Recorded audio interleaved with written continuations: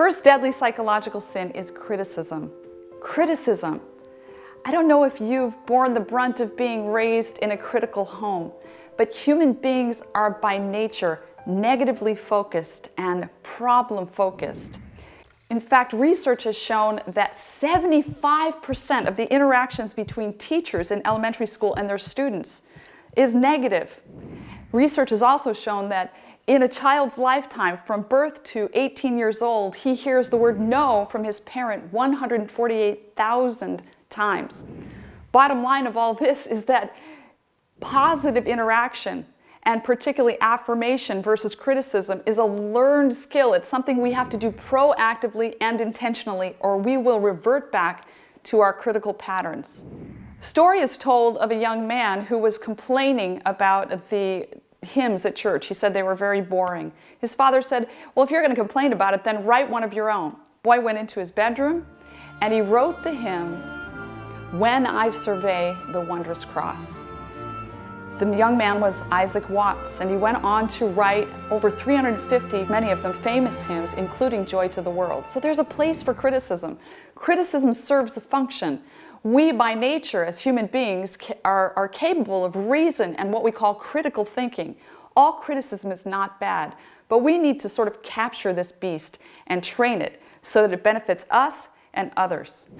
Scientific research has shown that people that are raised in critical environments where there's much criticism among the family of origin tend to have more depression diagnoses and more depressive symptoms.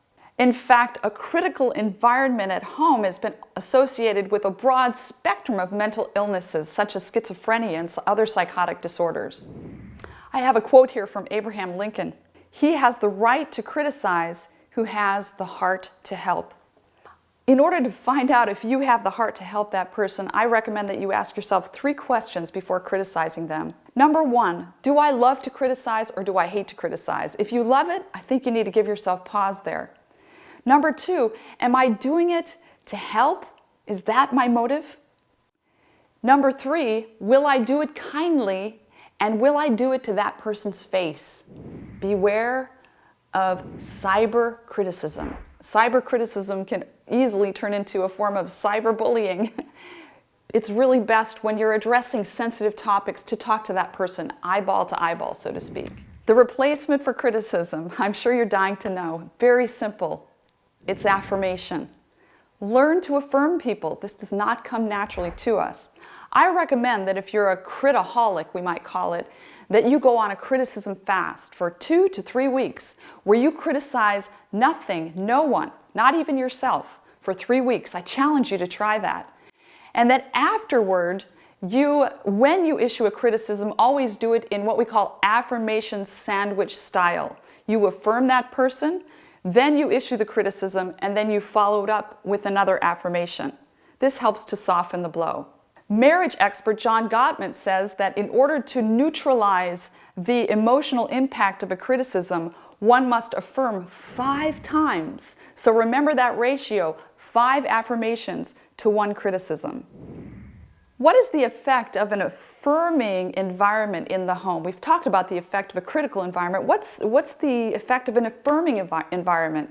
Some research has shown that there's a positive correlation between fatherly affirmation and high self-esteem in girls. There's a negative correlation between fatherly affirmation and fear of intimacy. So in other words, if fathers affirm their daughters, they're likely to feel good about themselves and they're likely to be able to develop healthy relationships. Sounds like a good thing to do.